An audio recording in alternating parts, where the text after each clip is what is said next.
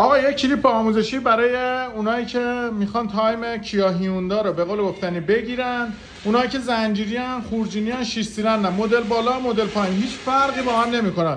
حالا میان چیکار میکنن؟ میان مثلا زنجیر میخوان بندازن، میبینن علامت رفته، بعد چند سال کار کردن رفته.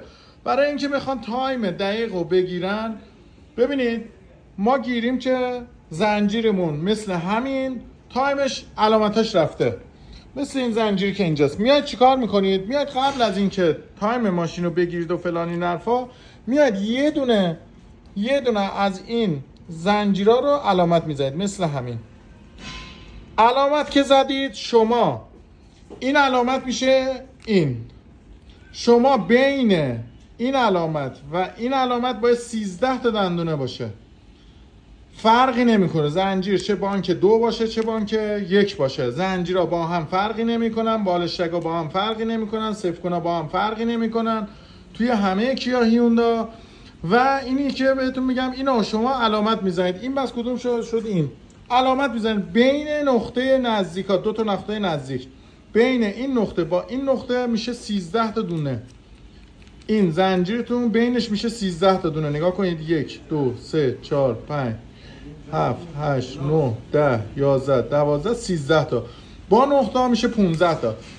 حالا از این نقطه شما میشمارید تا نقطه پایین، باید بینشون، بین این نقطه با نقطه پایین میشه چقدر؟ میشه 38 تا. پس شما اینو میشمارید 13 تا، مثلا 13 تا شمردید این شد.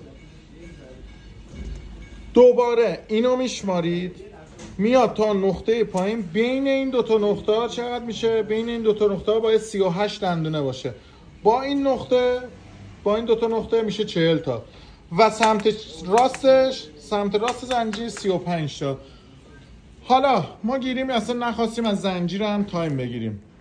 ببینید پیستون یکتون بالا، هر پیستونی که نزدیک به واتربان میشه این میشه پیستون 1 و بانک 1.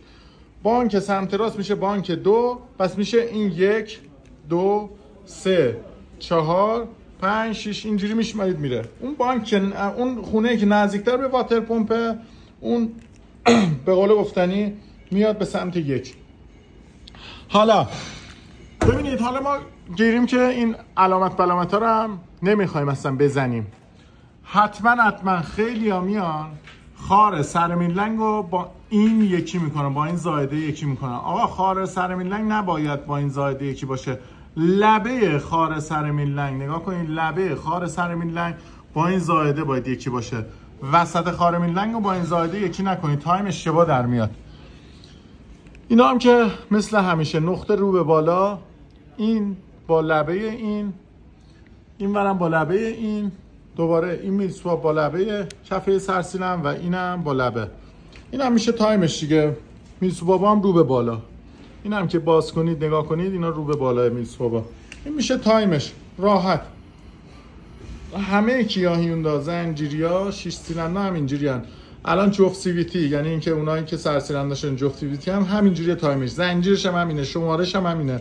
ببین بس این شد 13 تا بین این، از این نقطه تا نقطه پایین میشه چند تا؟ میشه 38 تا. این ورش میشه 35 تا. دوباره همین هم همینجوریه، هیچ فرقی با هم نمیکنه. این هم تایم کیا هیوندا.